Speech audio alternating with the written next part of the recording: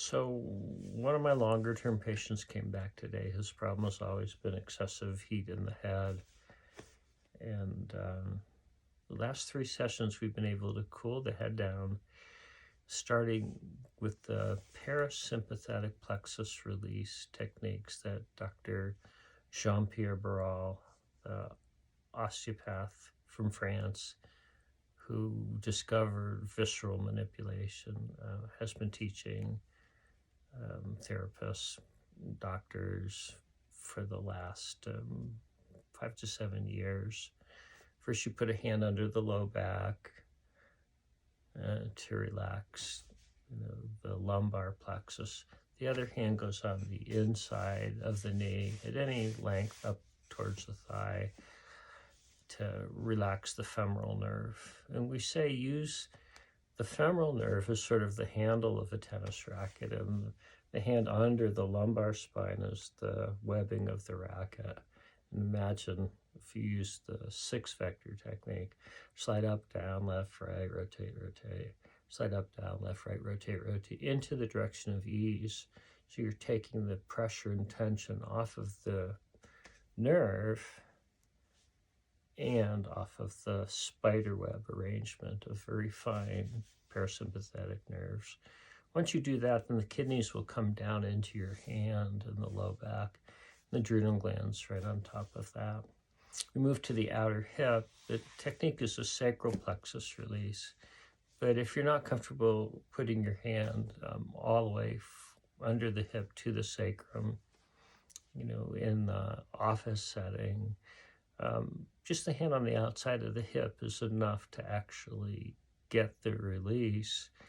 The second hand goes under the leg and on top of the sciatic nerve. Again, anywhere from the ischial tuberosity, the sit bone, all the way down to close to the knee, the back of the knee will work. And the hand on the sciatic nerve is the handle to the racket, and the hand on the outside of the hip coming in is the webbing of the racket. And slide left, right, find the direction of ease, up, down, direction of ease. So I left to right, say it's right, then up or down, say it's down, down, right, and then clockwise, counterclockwise.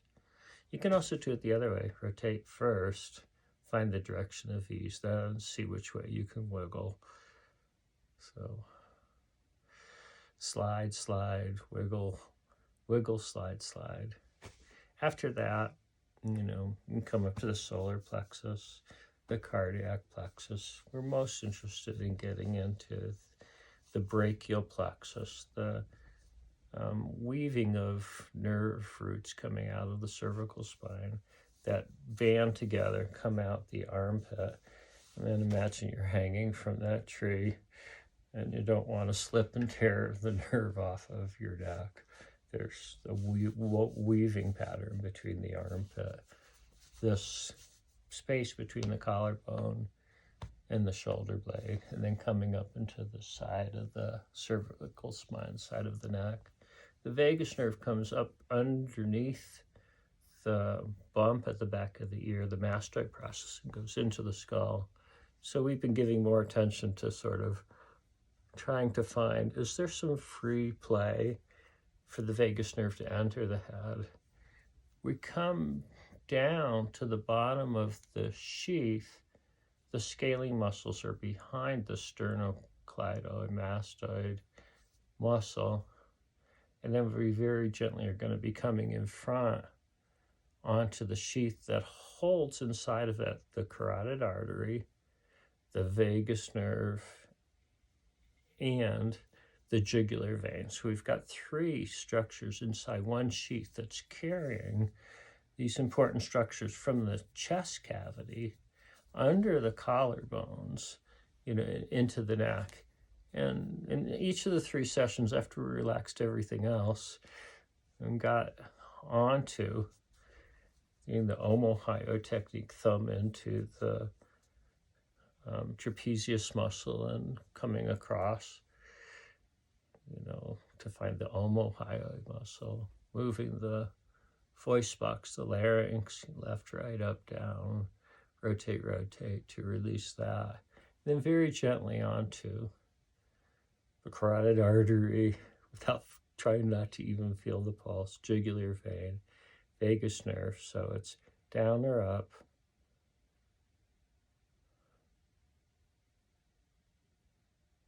Up, down or up, down, medial or lateral, lateral, medial or lateral, lateral, rotate, rotate. So now I've got 6 vectors right on the carotid, jugular, vagus sheath, and the magnetic field's on. 10,000 little magnets, lights coming on all over the body. Once I'm in there, since the field is on, anything I do is going to connect into any tightness of the polymer of collagen in this area. I can just roll my eyes. And I can feel that in my fingers, my index finger, and I can feel it in the sheath that my index fingers are in contact with. You can roll your tongue. And again, feel it in the structures of the body. I can sort of move my diaphragm and feel it in this location. It's rather remarkable that the body could be so simple that we could just find with counting 1, 2, 3, 1, 2, 3, 4, 5, 6, holding these positions that the magnetic field of the body will just come on and open up. And that when that released, the venous tension that was holding the heat in the back of the head, where the sigmoid vein comes forward and then the jugular comes down, that heat left, the vagus nerve relaxed, coming through here. And if you have a great big chest, and you walk around tight all the time, holding stuff, but then you can get tightness in the tunnel coming under the collarbone into the neck. So the vagus nerve gets pinched, and the carotid too, can be affected by this sheath, which is like a tube, sort of a cylinder around these structures that can twist and pinch and restrict flow. And his head cooled down remarkably. This was the 3rd time in a row. So, it may or may not be applicable to everybody with long COVID or chronic fatigue or fibromyalgia or other post-viral syndromes. But imagine how big the lungs, and the chest is, and how much tightness you can have from your pericardium or your heart twisting or your aorta getting stiff or the lungs twisting each different ways. And all that tightness is going to affect the flow coming up the aorta into the subclavian artery, and the flow coming down the jugular into subclavian vein, the vagus nerve coming out from behind the mastoid, coming around the side, and then going under the collarbone, and then spreading out to the lungs and to the heart and further down the body.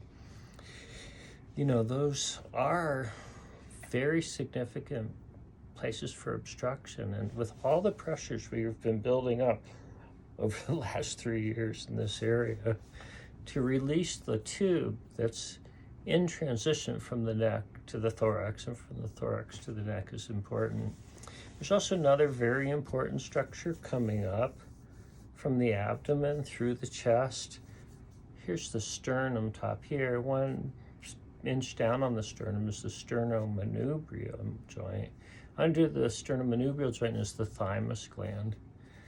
And I've said about boromycin that one of the surprises the first day was that all of a sudden I could feel half of my thymus was plump, the other half was flat out and dead. And the day went on, and day 1 turned to day 2 and day 3. Suddenly both sides of the thymus were plump and rotating.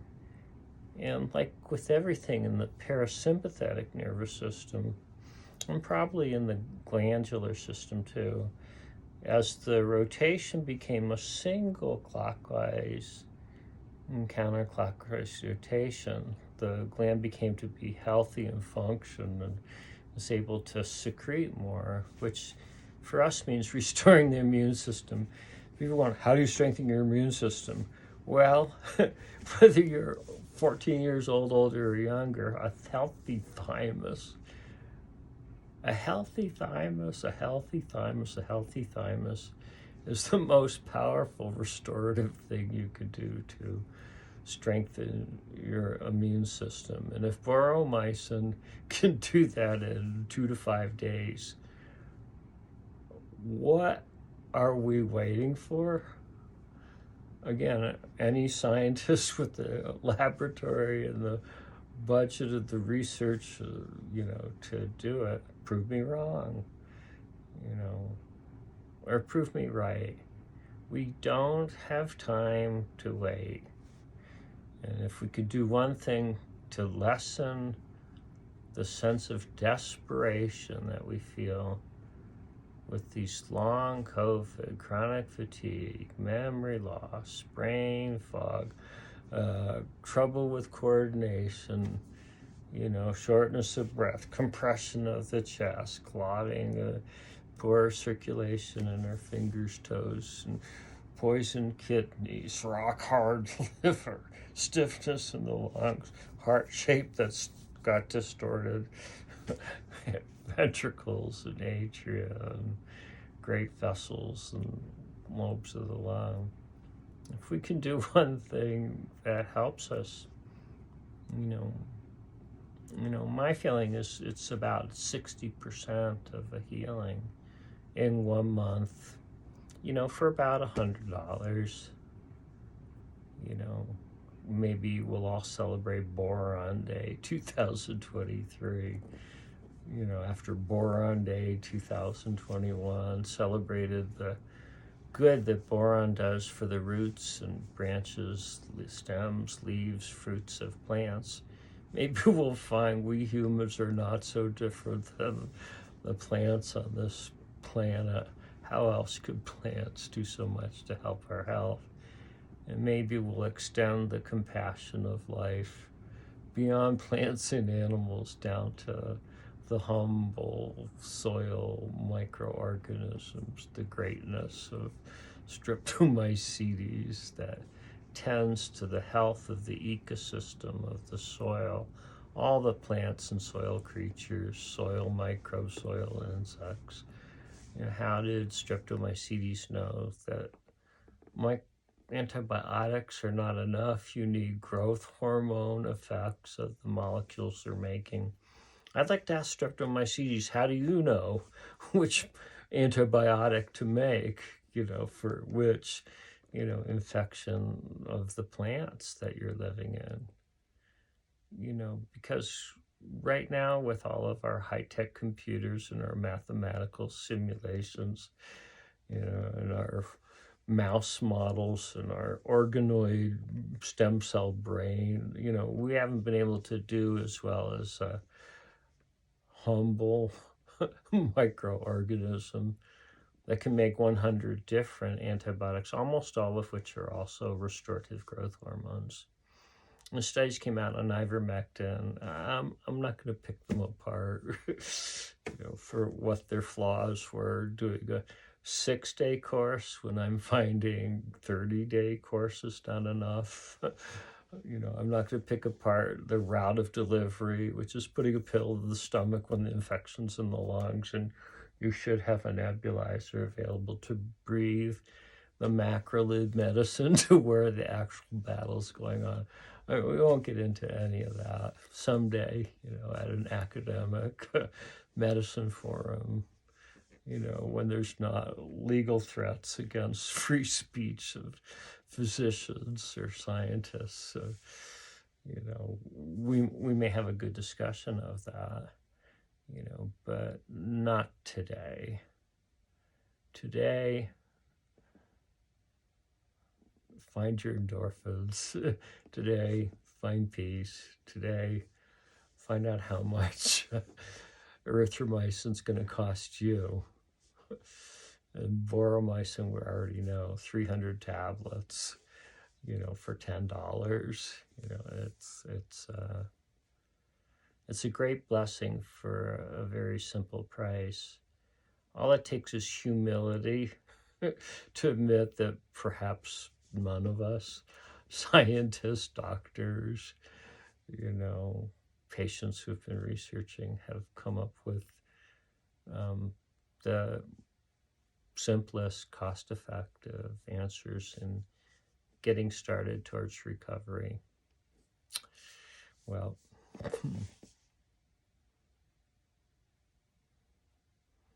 God bless everyone.